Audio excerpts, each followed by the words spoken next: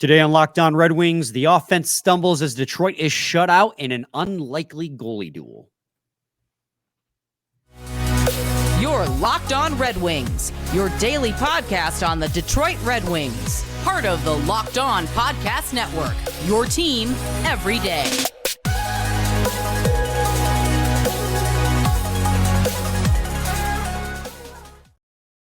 Welcome back to the Locked On Red Wings podcast. We are your hosts, Brian Fisher and Scotty Bentley. I'm a podcast producer for the Daily JAWWJ News Radio podcast. Well, Scotty's host over at Locked On Tigers, as well as a freelance journalist for the Detroit News. And today's episode is brought to you by Game Time. Download the Game Time app, create an account, and use code LOCKEDONNHL for $20 off your first purchase. Scotty, obviously, we'll get to and break down the entire game against the Philadelphia Flyers that occurred on Saturday. And then obviously we will preview the game against the Ducks. That's going to be happening tonight by the time people are listening to this. But first and foremost, obviously old news. I think I just said obviously like 3 times in the last minute. Yeah, it was a solid 3. Yeah. Yeah. Oh man, I got a crutch All roll, right. baby. But a few players returned, adding to the depth. Zach Aston-Reese, Jonathan Berggren, and Austin Czarnik all got re-signed to the Grand Rapids Griffins. And Kostin and Compher came off the IR, while Perron served a third game of a 6-game suspension. So some reinforcements came back in this game, and that's really good to see. And we'll obviously there it is again. Now I'm going to hear it. You're really digging deep today. I'm going to hear it. But we will talk about that. I'm going to try so hard to avoid that word for the rest of the podcast now. Scotty, like always, now that we've kind of done the news and notes on who's back, who's still out, obviously Larkin's still out, we get to the part where we break down the game. And what is the one word you would use to describe the 1-0 loss to the Philadelphia Flyers on Saturday? It's really hard for the word to not just be frustrating. Like it's really difficult to find any other word. I think the word that I think best describes it would be unique, or even outlier, dare I say, like if I want to get even more dramatic with it. But I think unique, frustrating, and outlier would be in a race for the top there. I know it's not exactly one. I kind of gave you 3, but like that's kind of how I feel about this game, man. Like the Wings have been such a good offensive team this year, and if it becomes a trend, then we're going to have an issue, and we will obviously, break down and talk about like what needs to change if this does become a long-term trend. But this team for 20 years now has just been, or 15 years now, has just been awful in Philadelphia. Like it's truly remarkable. And yeah, man, I think unique or outlier is kind of where I want to go, just because they have been so good offensively, and they got shut out by I talk all the time about how big of a Carter Hart fan I am. This wasn't even a Carter Hart game, right? Like this, like you got shut out by Urson. Like I don't know, between that and like the rarity of our goalies not allowing too many goals, you had the goalie switch in the middle of the game on top of that, and like you still didn't allow. Like this is just the Wings. I'll put it this way: the Wings have been hitting the over a lot this year. We'll put it that way.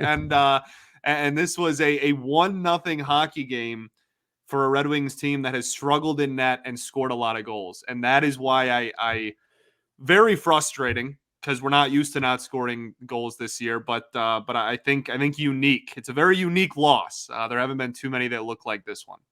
Yeah, I mean, my one word coming into this was going to be boring. And, part of that is also because Bally Sports Detroit, not Bally Sports Detroit, but Bally Sports in general, decided to yet again have a server outage or whatever. Yeah. So I missed almost the entirety of the first period, including the 1 goal that was scored in this game before it came back on. And it's like, what, the 5th time at least that this has happened? But that's a completely different rant.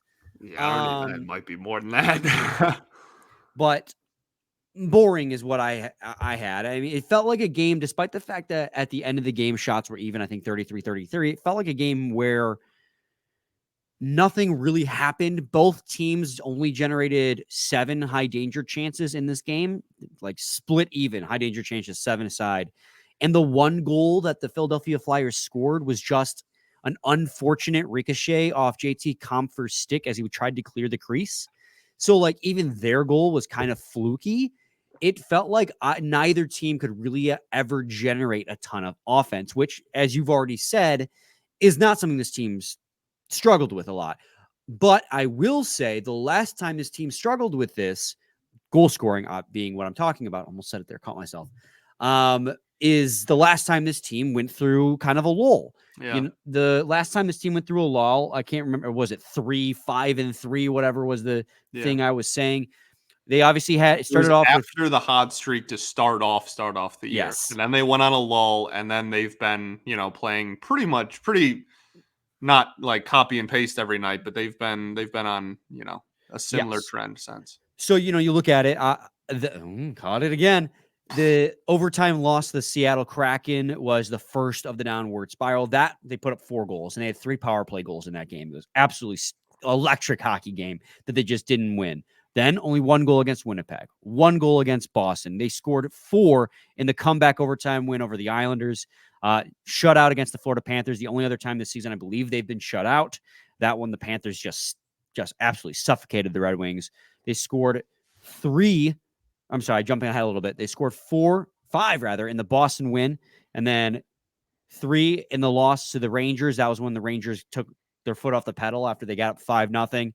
2 in the overtime loss to Montreal, 5 in the win over Columbus, and it goes on from there. Like, you can see that obviously when they won those hockey games, they were scoring a lot of goals. It was when they were losing that their offense just struggled, and it's kind of what we're seeing, and I think that's going to be kind of the story of this team this year. When they're on, they're going to score a ton of goals. But when they're not on, they're going to struggle to score more than 1. I think there was a statistic at the end of the game that the Red Wings are winless if they don't score more than 2 goals. They don't have a single 1-0, 2-0, 2-1 win on the season because they either score in bunches or they don't score at all. And this is just one of those games where they don't score at all. And obviously, still missing Larkin, still missing Perron, but you did have reinforcements coming back in Compher. But I think that's also where kind of the uniqueness that you were saying comes in too, because you were missing Kostin and Compher for over a week. So you're trying to learn chemistry without them. Now they're inserted back in the lineup. The lineups are shaken up again. So you're trying to find chemistry again. And outside of that, they did not look like they really had it in this game. So I'm not going to it was frustrating. Sure, it was boring because they really weren't generating a whole lot of chances, but it's not like the Flyers were generating a ton of chances either. This was actually like a pretty solid defensive performance by the team too. So it just kind of came down to throw my hands in the air. And I hate saying this for like the 3rd time in the last week, but there's just going to be games like this. No, and that's again, that's kind of maybe the angle that I take to get there is different, but like that's kind of where I stand too, in the sense of like until it becomes a trend, we have I think the team lately has earned the right to just be like, you know what, this is probably an outlier. This is probably just an outlier offensive performance. They're going to continue to get people back. And if we look in the next 3 games, if they score, 4+, even 3+, in every game they play next week, then we'll be like, all right, that was just a rough night, and we get back on the horse named Friday. Like it's not it's, you know what I mean? Like if it's a trend, then it's an issue, and we got to break it down more. But because it hasn't been a trend, it's really tough for me at least, to be like super upset about it on a game-to-game basis. Like, yeah, it sucked. It was really frustrating. Again, it was a very, very frustrating loss for me. I as I'm sure it was for everybody. Like that, we're used to not getting shut out this year, and we were. But until they pile on a couple of poor offensive performances in a row, it's hard to get too upset about it. Yeah, we got to obviously head into segment 2 here, but there's another reason why I think this team kind of struggled to generate offense as well, and I think also matchup has a lot to do with it as well. You brought up a good point in the preview episode on Friday that I think played a huge role in this hockey game. So stay tuned for that in segment 2. But first, had to do a quick ad break. Got to talk to you guys today about Game Time. I've read you the riot act already several times, guys. Other apps, you go to buy a ticket, you think you're spending $30. Next thing you know, it's $60. All those fees, they add up so quick, but you don't got to worry about that when you're shopping and buying your tickets from Game Time. They're the only ticketing app that gives you complete peace of mind with your purchase. See the view from your seat before you buy so you know exactly what to expect when you arrive. All-in prices show your total upfront so you know exactly what you're getting, and it's a great deal without those hidden fees. So buy tickets in 2 seconds with 2 taps. They're obsessed with finding ways to help you save money on tickets. Bless you. Game Time has deals on tickets right up to the start of the event and even an hour after it starts. It's the place to find last-minute seats. With zone deals, you pick the section and Game Time picks the seats for an average of 18% in savings. Also, if you find tickets in the same section and row for less, the Game Time guarantee will credit you 110% of the difference. If you find those tickets on a different app, you just come over to Game Time and say, hey, I want these tickets. And they will, hey, 110% credit your difference. Take the guesswork out of buying tickets with Game Time. Download the Game Time app, create an account, and use code LOCKEDONNHL for $20 off your first purchase. Terms apply. Again, create an account and redeem code LOCKEDONNHL for $20 off. Download Game Time today. Last-minute tickets, lowest price, guaranteed. Segment 2, Locked On Red Wings podcast. Scotty, I thought you brought up a really good point on Friday's episode about, why this team is seeing so much success, the Flyers being the team I'm talking about in this situation. And that is because they play really good defense. And also, the John Tortorella effect, John's going to get, my buddy John hearing this is going to get way too excited. But the John Tortorella effect of just getting the utmost out of players for the first few years he's there, he's absolutely doing that. That's why this team is currently second. That team is currently second in the Metropolitan Division, but they play a very good defensive style of hockey. And, for a team like the Red Wings, whose goal is to score off the rush in bunches, that's hard to deal with. The Carolina Hurricanes were a tough team to deal with because they played in an oppressive forechecking style of hockey, the better version of what the Red Wings were trying to do. So the Red Wings couldn't break the puck out of the zone. In this instance, they struggled a lot with getting into the zone and generating offense in the zone that way because the Flyers play such a good style of defense. And it's not to say the Red Wings didn't have any chances in this game. They actually had an over 50% share at shot attempts at 5-on-5. They had an 50% share of high danger chances in this game. They evened up the shots 50-50, and they had a slight edge in the quality shots, the expected goals for. I think it was like 53%. So they had opportunities, but it's just that they struggled to get consistent pressure. And that's not being a thing all season long. But when you run into teams like the Hurricanes who forecheck the ever-living daylights out of you, you're going to struggle to get any shots at all. And then when you play against a team like the Philadelphia Flyers, who do such a good job cleaning up their own zone in the defensive zone, it's going to continue to struggle to score goals, especially while Dylan Larkin is still out. And not to say that Dylan Larkin, Scotty, is everything for this team, right? But until you get him back, you're going to continue to try and have to steal wins in any way possible.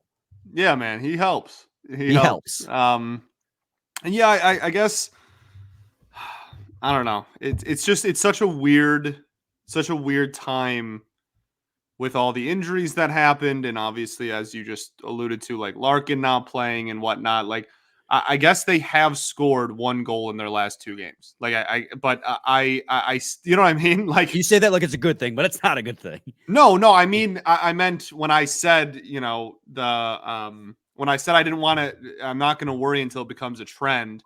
Like, to be fair to the counterpoint to that is like, well, it's, 2 games, they've scored 1 total goal, but it's just, again, it's such a weird, I don't want to play like apologist ball. Like, I don't want to come on here and just be like, oh, well, everybody's hurt. Like, what are you going to do? It's just, it's a really tough stretch with all the injuries and they've still, like 2, whatever it was. So I guess 3 games ago now, the game before Carolina, they put up 6. Like, it's tough, but I think until we see a prolonged period of time of like consistent lack of offense, that's when like maybe they are going to struggle offensively until Larkin comes back, or maybe this is a dry spell like that. I'm not ruling it out. I can't get I can't get too terribly worried until it becomes a clear trend. That's all. No, I completely agree. It's like you're trying to walk that line right You're now, right. where you're trying to be as understanding as possible to the situation, and just the fact that teams go through these lulls, but at the same time recognize that, even with injuries, the team has to find a way. Like Derek Lalone mentioned in the post-game press conference, it's like you can't use exhaustion Right. and banged up roster as an excuse. You got to find ways to get wins, and I mean this is a hockey team that just felt kind of disjointed, and again, to be fair, you're inserting two guys in the lineup who have been out. You started to find chemistry without them. Now they're back in. You're trying to rebuild the chemistry. It's going to be weird. But like I just said, you got to figure it out regardless. And they couldn't do that. The passing was really sloppy in this hockey game. It felt like none of the passes were in people's sticks. It felt like nobody was ever ready for a pass. The most frustrating thing was the amount of shots that they would pass up on. Now, I want to be careful when saying that too, because I did notice the team was taking a lot of low danger shots in this game, which is abnormal for this hockey team, because normally they do like 1,000 passes before deciding to shoot the puck. And that's something I've criticized them over because it just frustrates me. Even when they would score 6 goals, I'd be like, just shoot the puck more. Well, they did do that in this game. But, and maybe I'm calling out Lucas Raymond in particular, not to call him out and be like, he's the problem. But I've noticed so many instances, and Joe Veleno sometimes too, where they'll get the puck in the slot. And Jeff Petrie mentioned this in the post-game press conference, just passing up on quality shot opportunities for like one more pass. And Lucas Raymond has done this a few times where he'll get the puck in the slot where like literally that spot is your best shot opportunity because you have the best angle at all 4 corners on the goaltender. And he would make the pass to the winger low in the circle. And I understand what he's trying to do. You're kind of you're trying to draw the goalie out because they're expecting a shot. But in that situation, Razor, you just got to shoot the puck. And it's not like they lost because of Raymond. And he's not the only player who would do this. But if you're going to take all those low danger shots as a team, when you get the puck in a high danger area, you also should probably shoot the puck there as well. And I know, like I said, they 2 games removed from putting up the 6th spot on the St. Louis Blues. So it's not like they're not shooting the puck at all. Just sometimes it's like, why did you pass on a shot in that situation? Not to sound like hypocritical or contradict myself, but just something I noticed in this game. Sure. A lot of low danger shots. I think it's fair, man. Like I said, there's just because it's, I'm not like freaking out doesn't mean there wasn't still, clearly a ton of flaws offensively in this game. And zone entry has been an inconsistent thing in general. I think shot really, I feel like mostly early on in the season, we were complaining about it on the power play more than even strength to just like get some more shots off. But yeah, it's a really, again, it's just a really tough stretch to break down, but I don't disagree with any of that. Yeah, and I think part of the reason why they had, again, here's the breakdown for at 5-on-5, they had 12 low danger shots, 4 medium danger, and 5 high danger at 5-on-5 on Urson, which is part of the reason why he looks so great. Part of that is, again, the Flyers play a very good defensive game. Like they do a great job of, keeping the high danger opportunities out of the slot area.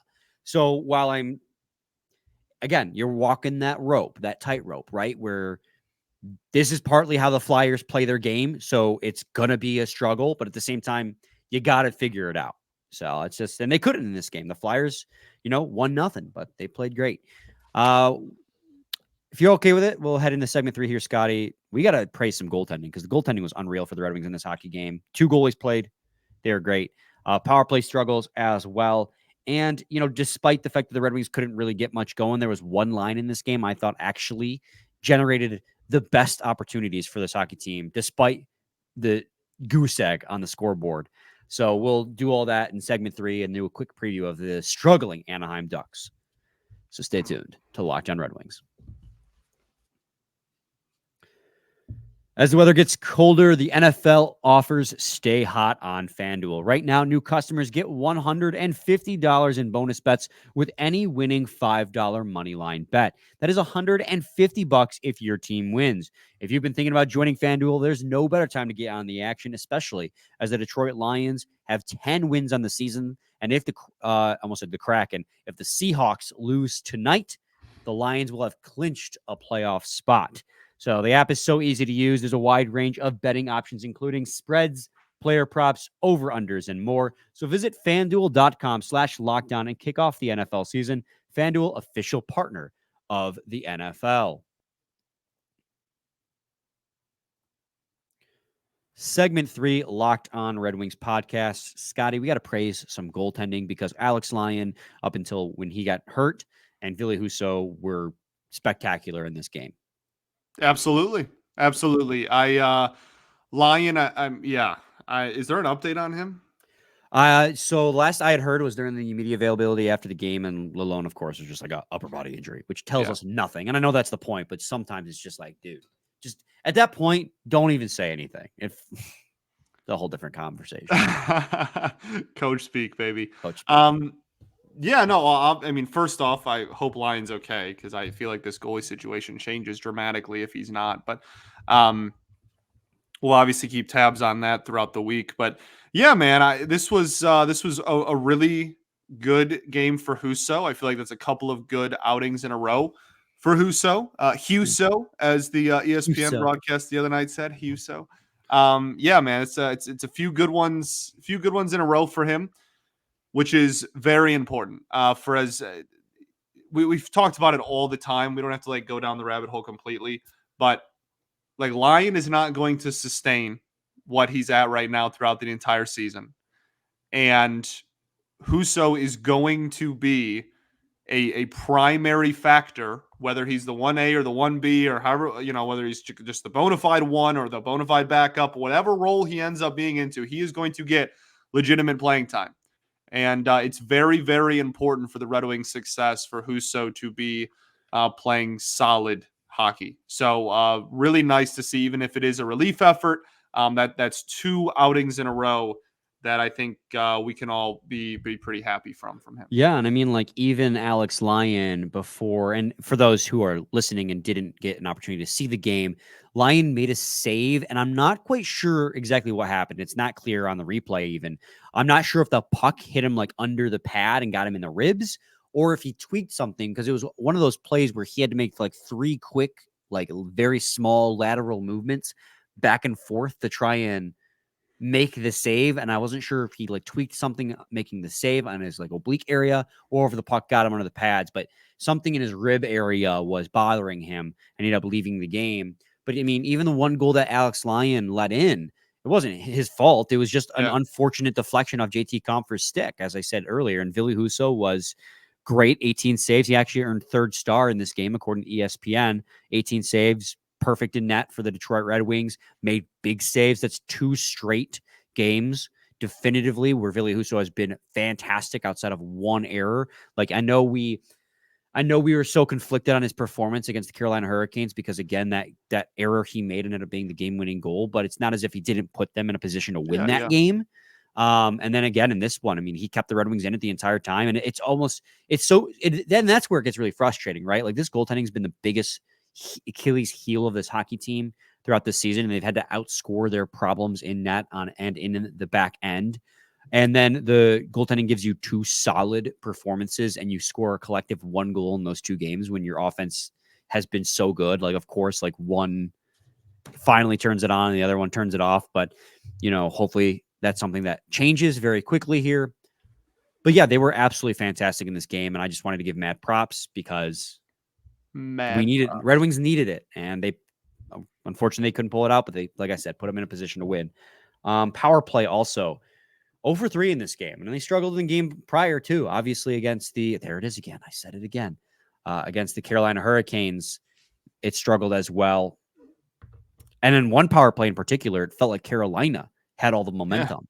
They had several scoring opportunities on the Red Wings' own power play. I just, I feel as if their schemes just kind of figured out they're going to keep making, and it felt like they did try to change it up in some regard. They're taking a lot more shots from the quarterback on the play, that You're point also again defenseman. missing a very prominent Yeah. part. I don't know. I don't think it's going to be, this is the trend. Again, I don't think this is the trend, but it's just 2 games where the power play's been flat when you needed it most. No, for sure. And that's been something that the Wings have relied relatively heavily on. So, I don't think they're completely like you shut down the power play, you shut down the Wings kind of thing. I don't think it's that dramatic, but yeah, man, that's certainly been a big factor. I mean, obviously, right? You get shut out. You didn't put the puck in the back of the net any way you could. So, can we also talk? Gostisbehere had I thought he had a really bad game overall, but especially in the waning minutes. yeah. Whiff shot, broken stick, he would go back to the defensive zone. They'd have the goalie pulled, and he turned the puck over. It just real rough game from Gostisbehere, which is rare, but we keep saying it, but a bad game to have a bad game, especially from one of your most talented goal scorers from the back end. Yeah, agreed. It was pretty rough. But I thought the third line was pretty good in this game. That Daniel Sprong, Robbie Fabry, Andrew Kopp line. Daniel Sprong was out there for 23 shot attempts, 4 only out there for 11 against. Kopp out there for 21 attempts, 4, 11 against. And Robbie Fabry out there for 17 attempts, 4, 11 against. All over 60% Corsi at 5-on-5, and all well over 70% at 5-on-5 at expected goals for percentage. Each one with an expected goals for over 1 in this game. And of course, they didn't score. And I was going into this game, like the lineup, I was like, what is going on? They put Rasmussen with Compher and Kane, and I was like, that's weird. I would have thought that if you're going to bring in Kane up, you'd think you'd want to put a goal scorer up on the top line, right? Like a Sprong or a Fabry, but they kept them both on the third line with a defensive-minded forward in Andrew Kopp, and they got the best scoring chances for the entire team. And I was really surprised, but again, they didn't score a goal, so I can't be too happy, but I was surprised with how well they worked out there against the Philadelphia Flyers. Yeah. No, again, like I don't want to keep regurgitating the same thing, but yes, I agree. Yeah. And finally, Red Wings dominated the faceoff circle, which is nice to see. Of course, again, lost 1-0, but Veleno went 12 wins. It's so funny, man. Like I had this conversation recently. I'm trying to figure out the context, but I had this conversation recently where like they either don't win in the faceoff circle, but like they find ways to still like score goals, or like they still find a way to have high danger opportunities, or they do really well in the faceoff circle and then can't run an offense in the offensive zone. It's just it seems to be they can't do both in the same game, unfortunately, at least lately. I'm sorry, I didn't mean to cut you off. No, that was it. It's just so funny because St. Louis, they dominated the faceoff circle in large part because Veleno dominated in the faceoff circle. Yeah. Then against Carolina, they got dominated in the faceoff circle in large part because Joe Veleno got dominated in the faceoff circle. Now in this game, again, they dominated in the faceoff circle because Joe Veleno won 12 faceoffs and only lost 6. Like Zarnik won 5, lost 2, which is great. Kopp went 3-3. Compher went 11-12. So nobody was in large part losing the bulk majority of their faceoffs. But just the fact that Veleno is single-handedly determining how they do in the faceoff circle while Larkin's out is kind of funny. Just a nice little, tidbit, fun fact in a game where they lost. But yes, let's preview the game against the Anaheim Ducks if you want to. Sure, let's do it. Do you have anything? You don't have anything else for this game? No, I don't. Okay. Yeah, they play the Anaheim Ducks. They're struggling right now. Also very banged up. 10, 19, and 0. They are 8th in the Pacific Division. They've been surpassed by the San Jose Sharks. They are currently riding a 5-game losing streak. They are playing the Devils right now. Actually, I'm sorry. This is actually the first game they've won. This game just went final. The Ducks beat the Devils 5-1 in New Jersey. So they just snapped their 5-game losing streak. They are on a 1-game winning streak, if you can call it that, coming in to Detroit. But this is nice. They're on the second half of a back-to-back, playing on the East Coast across the country. They're down some major key players. Mason McTavish is eligible to come back in this hockey game tonight against the Red Wings, but Trevor Zegras, who's been really bad this season, but Zegras and Drysdale. And Drysdale, and as well as Lundestrom, I'm guessing on that one, are all out. McTavish is his day-to-day, so we'll see what happens there. But yeah, so team that's been down outside of this win over the Devils, but on the second of a back-to-back, really banged up. Like, this is the Red Wings' opportunity to get much needed 2 points. Yeah, 100%, man. Vetrano's been like pretty good for them, like relatively speaking. If you want to look at like anybody who's been producing for them, I guess I would lean that way. But yeah, I think this is another team who's kind of like tail of the season. Aside from, they're like very much still in the middle of a rebuild and whatnot, but they're toward the bottom of the league and really just about everything. But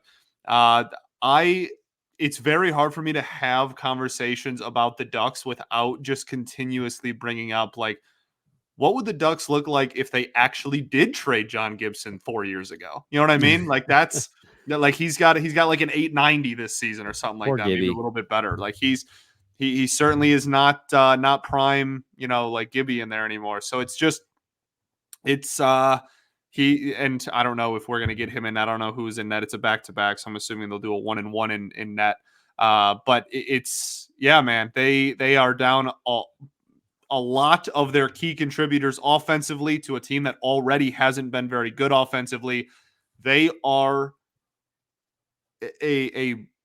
I can't even think of a funny analogy to really put into words how much they struggle defensively. They are incredibly shallow on the blue line. That's the way to put it. They are unbelievably shallow there. They don't have anyone great in between the pipes. This is a team in the middle of a rebuild that's got some fun prospects for sure to help them offensively in the future. But this is not a game that the Red Wings have any business losing. So just so you know, both Dostal and Gibson played against the Devils. Dostal played 1 period and Gibson played 2. I would imagine that would be because somebody got hurt. I don't know that for sure. I'd have to check after we get done recording to see exactly what happened. But yeah, they played both their goalies in this game, so we'll find out who we are playing. We really don't know. We really don't know now. But yeah, like you said, this is a Larkin or not. This is a game that the Red Wings have no business losing, and this is a perfect game to, as Scotty would say, get back on the horse named Friday for the Red Wings. So, and this is the first game that Lalone said that Larkin could be eligible to come back in. Now, he did say that would be aggressive, so I wouldn't bet my money on it.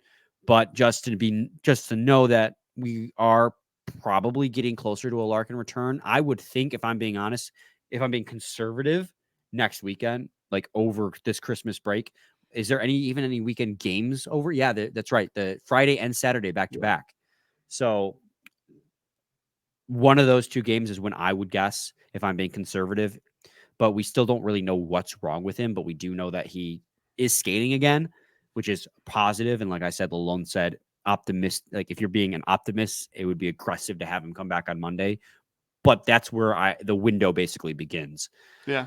But again, Larkin or not, you got to win this hockey game. Absolutely.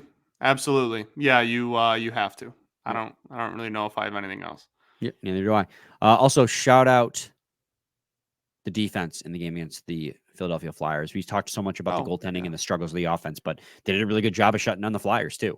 So I feel bad, but I feel like sometimes we neglect the defense's play. The only one we talked about was Gostisbehere and how he looked really bad at the end of the game when they were trying to score. But defensively, the team looked really good. So that's it. Give a shout out for that. Sorry we didn't go more in depth in it. Leo Carlson, chance to see him. Yeah, 2nd overall pick, right? Yeah, he's been good too. Obviously, everybody thought they were going to go Fantilli. Carlson's still 18. I think he doesn't turn 19. He's still playing in the NHL currently. He's still 18, and he's got 14 points in 21 games. That's not half bad for an 18-year-old kid. So you know what's really funny, Scotty, is I keep thinking that Fantilli did go number 2 because I just had it wired in my brain. It was going to be Bedard, Fantilli 1-2. Yeah, that's what everybody thought. But yeah, Fantilli, silly for Fantilli, fell to Columbus. So But yeah, no, Carlson's been pretty good. He had one game specifically that he was really, really nasty. But yeah, 14 points in 21 games, nothing to be upset about for him. So it'll be a chance to see him, assuming I have no reason to believe he won't play. He's healthy and playing. But yeah, we'll see. There's no reason the Red Wings should, even without Larkin, should lose this hockey game. Completely agree. We'll be back with a new episode tomorrow to break down that game. I'm loving, I'm gonna be honest. I'm loving all the games. I love game breakdowns. They're so fun. I love breaking down individual games, and they're a lot better than off-season and like off-day episodes. I haven't come up with my own content. Poof. No, thank you. No, thank you. But anyways, we'll be back tomorrow to break down this game against the Anaheim Ducks. Same time, same place. Do we ball? Did I ask? You didn't ask. You're just gonna skip it. Well, Scotty, any final thoughts? We ball. Obviously. Obviously, same time, same place. It's your team every day. Every day.